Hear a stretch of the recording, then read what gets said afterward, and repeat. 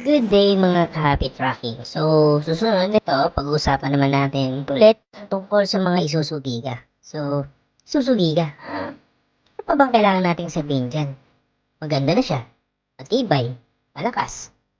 Wala nang dapat pag-usapan pa yan. Pero guys, syempre, dahil nga marami ang nagre-request, marami nagtatanong, explain ko pa rin kung bakit nga ba madalas natin nakikita ito sa daan. And of course, this is one of the iconic brand ng mga Hapon pagdating sa truck. And also, ito ay one of the best-selling brand din pagdating dito sa Subic. Tama ka dyan. Para sa nakakarami, piliin mo, halos lahat ng trucking business ay isusong ginagamit. Kahit sa maliit at sa mga medium size, meron. At marami talaga naghanap ng mga Isuzu brand. Existing na ang Isuzu brand because the Isuzu was founded by March 30, 1934. Mga 80 years na siya. So, tagal na rin. At talagang tanggap na nila sa merkado at sobrang laki na ng tiwala sa kanya. At kaya alam niyo ba lagi kong kinukulit yung ibang dealer kung bakit may mga dumating na ba? May mga dumating na ba na Isuzu 10-wheeler, mga elf, mga forward? So, I think it would be good to take looking at it because this is one of the Isuzu successful truck na ginawa nila. At until now, kahit Japan Sharp na siya, dito sa Pilipinas, patok na patok pa rin. Tara, silipin natin itong mga Isuzu truck na 10-wheeler. So, ito na nga, yung Isuzu 6WG1 na bubble top. Ayan, nakikita nyo, ang ganda, ang sariwa. Itong unit na to is ready to pull out na. Pwede nyo na kunin to. Single differential pala to guys. And then, ako pansin sa akin, itong truck na to kasi chrome. Pagkatapos yung emblem niya, gold. Ayan o, ganda o. Isuzu, gold na gold siya guys. Chrome pa yung ano. Then pagdating dito sa gulong, ayan o, stainless pa yung sa gulong niya. Then may back bed, may wiper, chrome na rin yung side mirror niya.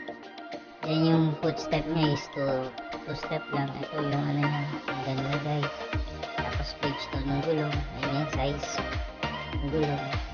Yung gulong niya guys, so I think it's around 70%. Much better kapag nakuha niyo yung ganito, palitan niyo na agad yung gulong. Yun ang unang-una yung gagawin. Kasi hindi natin alam kung expert niya. Tapos itong chassis niya guys, makikita niyo ang ganda. Buong buo. Hindi ako sure kung napintura na yan o hindi, pero maganda. Tapos stainless na rin yung grills. Toolbox niya, stainless, ang ganda. Fuel tank niya, yung water reservoir niya, maganda yan guys. Kasi maganda to kapag sa mga drum brake type na napapanatili niyang malamig. Iiwasan yung ano dyan, pagkainit. Dahil sa water reservoir na yan. Yung stainless yung grills. Then, ito guys, tapalodo niya stainless. Tapos yung sa likod niya, ito yung condition ng gulong. Okay pa naman din to guys. Pero, suggest ko sa inyo palitan niya na. Ito, mulye din siya. Ayan, center bogie na mulye. Then, dito sa likod, buo siya grill talaga na stainless. Tapos yung chassis, baby chassis, buo pa rin, ang ganda. So, sino man makakuha ito, napakaswerte. Pagkatapos, pagdating sa may pintuan, ang ganda rin niya kasi nga stainless din yung mga bisagra niya. So, I'm not sure kung yun yung tawag bisagra, pero may camera pa yan. Tapos, pupunta tayo dito sa harap. Pagdating dito sa harap, akyat tayo dito, tignan ko itong side door. Maganda rin guys, ganda. Maganda yung pagkakapintura niya. Tapos, ito yung footstep niya, pinturado na rin. Ito na nga, driver seat. Ito yung panel board niya. Medyo malikabok pero nalilinis yan, nalilinis naman yan guys. Ito yung back bed niya. Ayan. Ito yung deck niya, Europe deck niya.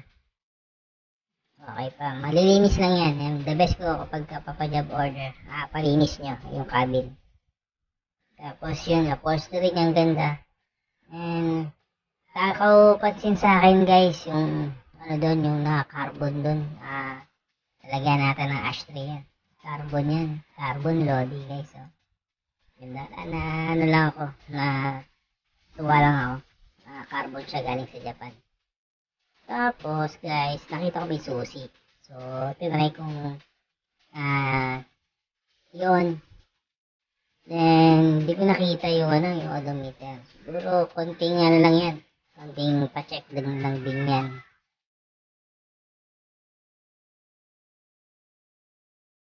Alam niyo guys, itong unit na to, 6WG1. Hindi katalo dito pagdating sa quality niya. At ma-assure nyo naman din sa unit na ganito is matibay. Hindi siya kagaya ng ibang truck dyan na nagbebenta na hindi natin alam kung kailan masisira. Yung mga ganitong klaseng truck, ito yung tamang-tama sa inyo para mabalik nyo yung puhunan nyo. Kasi ano siya sariwa yung unit. Magagamit nyo pa talaga siya ng matagal. So, huwag nyo pa abayaan syempre yung maintenance ng unit. Siguro after 2 months, nagpapalit kayo ng suggest ko din sa inyo, palitan nyo ng gear oil.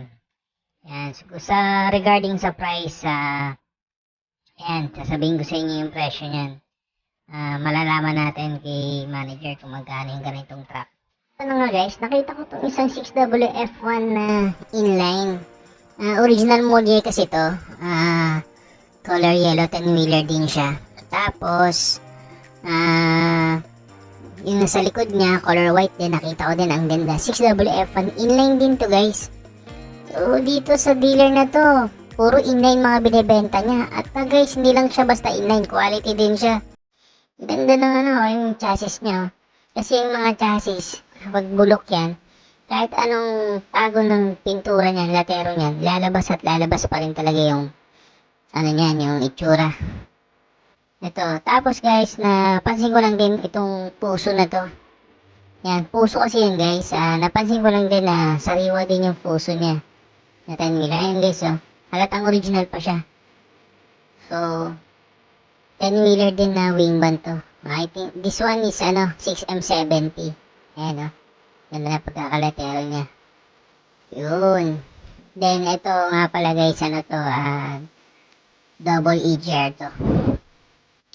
Ganda guys, Tapos, dito, nagpunta ako sa likod niyan. May napansin din ako dito. Grabe, ang ganda rin itong isa. From pasting siya na 6WF1. Ayan. Bubble top din. 10-wheeler wing band.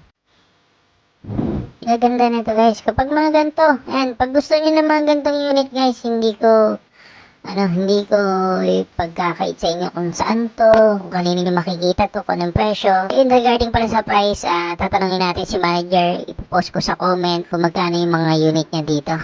But for now, pinakita ko muna sa inyo yung mga truck na available niya dito.